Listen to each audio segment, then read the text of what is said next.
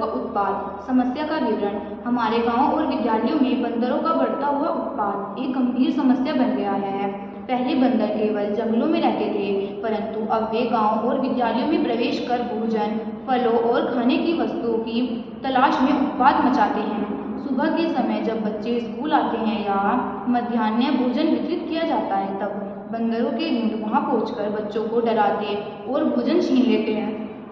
घरों की छतों पर रखे कपड़े, सब्जियां या फल भी में उठा ले जाते हैं। कई बार वे बच्चों पर झपट्टा मार देते हैं, जिससे चोटें तक लग जाती हैं। इस कारण विद्यालय में भय का वातावरण बना रहता है और पढ़ाई प्रभावित होती है। गांववासी भी उनसे परेशान हैं, क्योंकि वे छतों को नुकसान पहुंचाते हैं, बिजली के तार तोड़ देते हैं और पेड़ों से फल तोड़कर बर्बाद कर देते हैं। यह समस्या अब सिर्फ असुविधा नहीं, बल्कि सुरक्षा और स्वच्छता की दृष्टि से भी चुनौती बन चुकी है। समस्या के कारण। बंदरों के उत्पात का मुख्य कारण उनका प्राकृतिक आवास नष्ट होना है। जंगलों की कटाई, खेतों में रासायनिक उपयोग और पेड़ों की कमी के कारण उन्हें पर्याप्त भोजन व आश्रय नहीं मिल पाता। परिणाम स्वरूप वे गांव और स्कूलों की ओर आकर्षित होते हैं, जहां उन्हें आसानी से खाना मिल पाता है। लोगों द्वारा उन्हें खिलाने की आदत ने भी उनकी निर्भरता बढ़ाई है। साथ ही नगरों के गांव की ओर बढ़ते कचरे के ढेर और खुले में फेंके गए फलों, सब्जियों ने उन्हें मानव बस्तियों की ओर खींचा है। प्रशासन की ओर से उचित नियंत्रण न होने के कारण यह समस्या लगातार बढ़ रही है।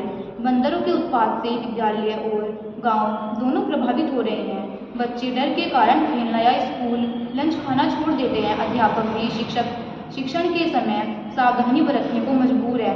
कई बार बंदर कक्षाओं में घुस आते हैं और किताबें, भोजन या टिफिन उछाल देते हैं। गांव में लोगों की दिनचर्या प्रभावित होती है। महिलाएं खुले में कपड़े सुखाने से डरती हैं और छोटे बच्चे घर से बाहर नहीं खेल पाते। आर्थिक नुकसान भी होता है, क्योंकि बंदर फलदार पेड़ों को नुकसान पहुंचाते हैं। यह स्थिति गांव के वातावरण में असुरक्षा, असुविधा और अस्वच्छता की भावना बढ़ा रही है। समस्या का सामना कौन कर रहा है? इन समस्याओं से गांव के सभी वर्ग प्रभावित हैं, विशेषकर बच्चे, महिलाएं और बुजुर्ग। विद्यालय की छात्राएं व शिक्षक भय के वातावरण में कार्य करते हैं। मध्याह्न भोजन तैयार करने वाले रसोई भी बंदरों से परेशान रहते हैं, क्योंकि वे बार बार रसोई के पास पहुंच जाते हैं। ग्रामीणों को घर की छतों और बगीचों की सुरक्षा करनी पड़ती है।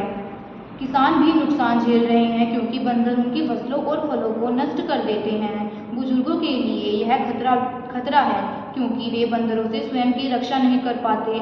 इस प्रकार यह समस्या पूरे समुदाय को प्रभावित कर रही है। समस्या के समाधान।